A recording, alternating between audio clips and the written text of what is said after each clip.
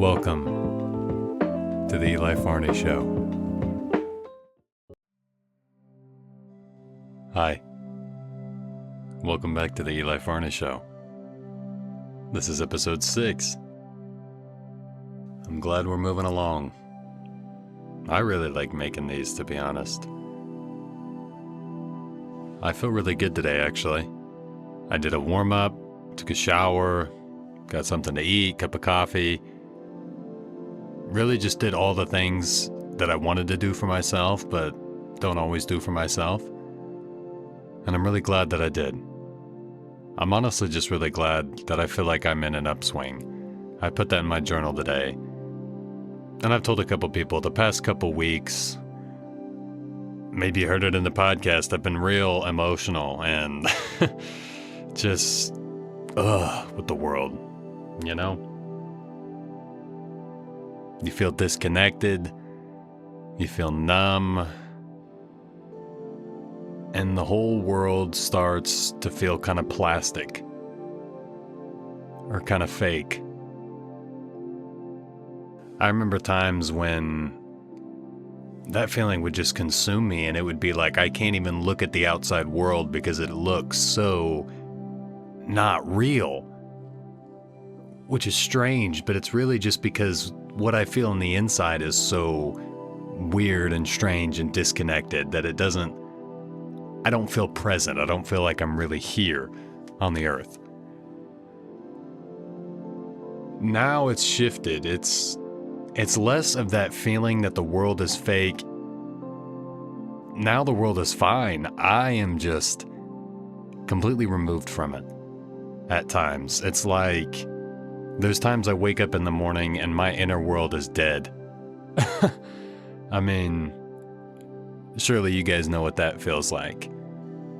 Not that it's beaten down and so destroyed and just so utterly sad, but not moving, not stimulated, not alive, not in reach. And it's like, how do I spend so much time dealing with that? Multiple days go by or weeks go by and I have all of these experiences, but the overarching theme that I'm really thinking about is just how I've been feeling. The same kind of emptiness feeling. I'm going to tell you something, though, that happened at my last job.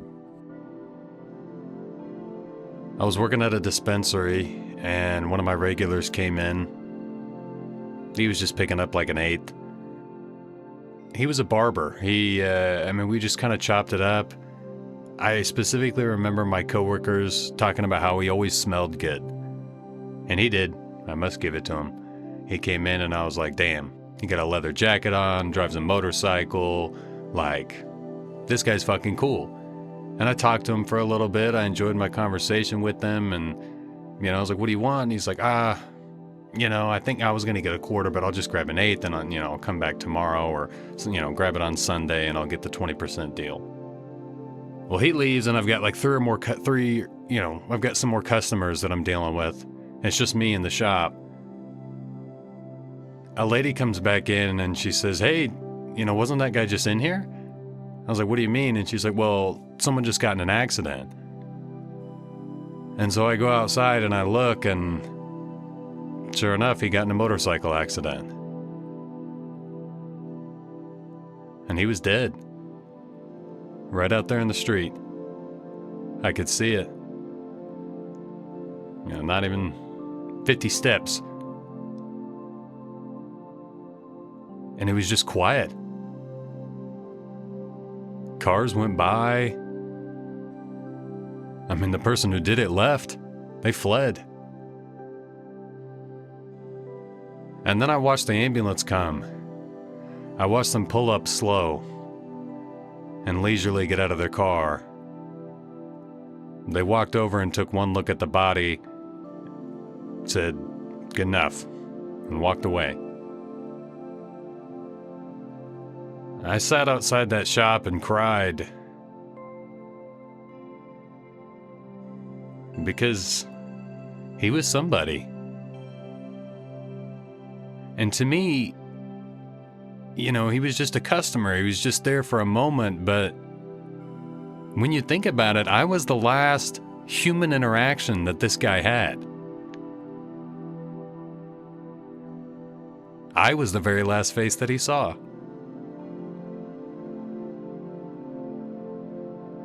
I'm happy for the fact that I smiled and was kind to him, and of course I don't feel guilt like I should have kept him in the store or something. I mean, it's completely uncontrollable, but it's just, it was so sad. He was right there, and then he wasn't. And like I said, he was talking about tomorrow and the next day and all his plans and how he's, tired from the week. I mean, the biggest thing for me was just that he had no idea. He was so ignorant.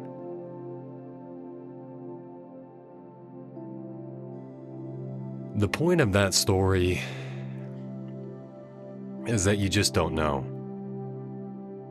So I try and think about that when I feel bad about myself and feel like I just waste my days, because all we really have is to be alive.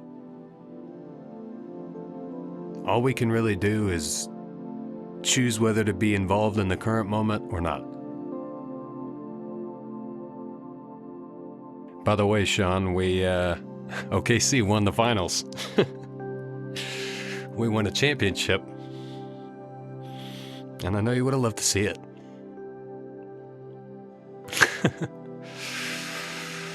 Oh. I had someone from the apartment upstairs come down because I was just crying so hard.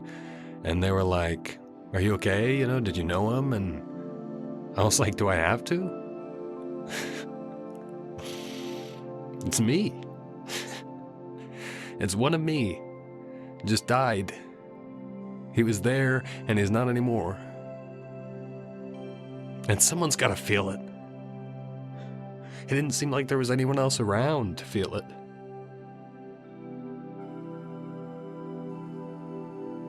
Because that's the real shit that all of us face.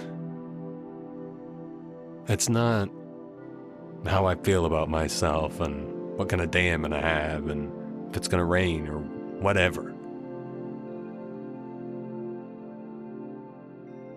Just gotta love each other, man. And not just the people in your circle, because everyone's time here is temporary. I just don't want people to give in to the anger and to the disdain. I think that everyone is pretending that they're okay because they think that they're the only one who isn't.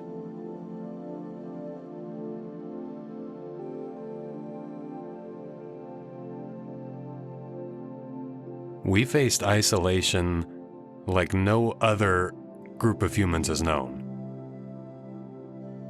We already experienced a shift into a more isolated world with the internet and your cell phones and society expecting people to just look at their phone and mind their business. And then COVID, it's just not even the same world. Places aren't open. People don't look at you the same. I mean, let me ask you this question. When was the last time that you made eye contact with a stranger and felt no fear at all? You weren't worried about what they were thinking or why they were looking at you. You just saw a stranger and... Why do I want to say treat people the way you want to be treated? Most people out there aren't cruel. They're scared too. Everyone's scared. That big, mean-looking person that's giving you a dirty look is only doing it because they're terrified. Whether they know it or not. This is really the core of what I'm trying to hit on today. There's a feeling in the air, it feels like, that I think all of us are experiencing together. I think what it is truly all of us just feeling alone. It's all of us convincing ourselves that we're the only ones who have it this way. We're the only ones who have experienced it this way, and it's wrong. I'm not supposed to experience it like this. I'm not supposed to do any of these things, or however it manifests for you. And that is our own mind that tells us that. There is no empirical truth about the right way to do things or the wrong way to do things. Ultimately, the last voice is yours. Loving people is the least dangerous thing that you could do.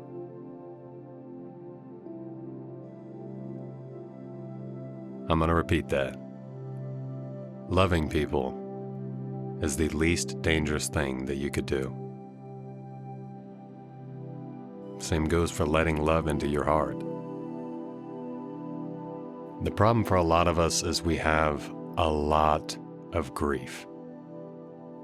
I have it too. It was part of my meditation today, is laying my grief out in front of me. I find that I hold on to my grief. I grip it. I keep it bound to myself to make sure that I can deal with it and it's okay, and I, am not essentially letting too much build up that I can't handle, or I use it as a guide to tell me if I should keep doing these hard things when I feel all of these negative grief-like feelings. And what I'm trying to do is to let go of the tension and just let those things exist. That I have them, they're a part of me, they're actively standing in the way of me feeling love, and that's okay. I don't try and get rid of them or push them away, I just lay them out in front of me. And then I turn my active awareness engagement into looking for the good. Because you have to look for it. There's plenty of it, but I think the sweetest things live in the quietest places. Our lives are full of a lot of noise, whether it's gossip, Love Island or The Bachelor, or it could be politics, being scrolling on TikTok and diving into all the, mysteries of what's going on in the world right now. There's just a lot of heat, a lot of passion, a lot of tension, a lot of discourse, a lot of dissonance. I don't think it's for no reason at all, I can tell you that right now. I think that people have every right to be upset. I think people have every right to feel any variety of what they're feeling about any of those things, or even just themselves. And what I find is that something that pairs really nicely with that is love. Because just like those feelings of grief, you don't want to alienate that passion. You don't want to shut down that desire for things to be better. Because if we didn't have people like you wanting things to be better and fighting for things to be better, they never would be, for anybody. The way that you harness that is to love people. You love people enough to want what's best for them, even if they don't seem to know what it is. You love people enough to accept their ignorance and support them on their own journey of growth and adaptation. I'll be interested to see what happens when I'm 65 and my 22-year-old son is telling me about the modern world and how people do things and how it ought to be. I just imagine it would be hard to, not even hard, but I think it just requires patience. It requires patience. And it doesn't matter what side you're on, you've got someone an older person that just, or whoever, you know, you just don't quite line up, do you? When things come up, there's certain people, it's like you're emitting the exact same frequency and you just reverberate it. And it's like, yay, everyone thinks what I think. And then there's these other times where it's totally dissonant and it's like I'm resonating and you're resonating and it sounds terrible. It just doesn't sound good. And I think that when we truly love one another, we allow our resonance to bend just a little bit. Like tilting a half step up and the other note tilting a half step down. And finding a new kind of resonance. Or even intentional dissonance, productive dissonance, something that contrasts the harmony. I encourage you to do a couple things. Compliment a stranger. Do it 10 times on a walk and see how it makes you feel. Even if 6 out of 10 don't say anything or look at you like you're weird, all it would take is one of them saying, oh my gosh, you really made my day. Like that, I was having a hard time and that meant a lot to me coming from someone I don't know at all. Actively choose not to comment something mean. Just 1 or 2. A couple of those times that you feel yourself immediately judging something and wanting to be petty and just shit on something. Don't. Just gonna let that one go. Just to see how it feels. Say I love you and mean it, even when you're mad. Especially then. When you are frustrated or upset, take just a moment to separate that feeling from the love that is inside your heart and express that love to somebody genuinely. That will help them to hold space for you and what you feel. And this is a big one. I encourage you to forgive someone, even if it makes you vulnerable.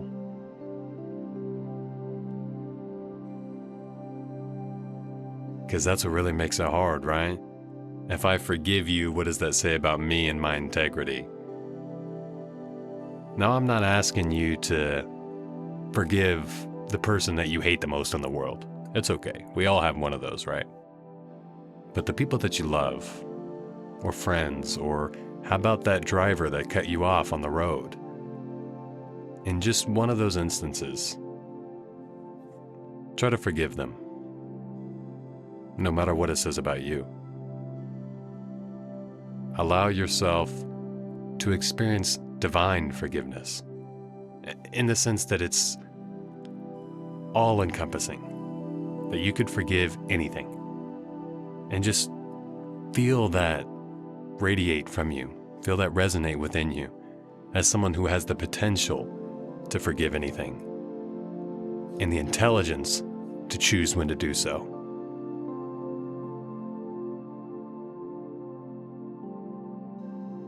I'm going to finish today's podcast with the concept of a lighthouse. A lighthouse out in the middle of the open ocean, waves crashing, and it's dark. The lighthouse works hours on end to keep its light burning and to keep the ocean lit. An impossible task.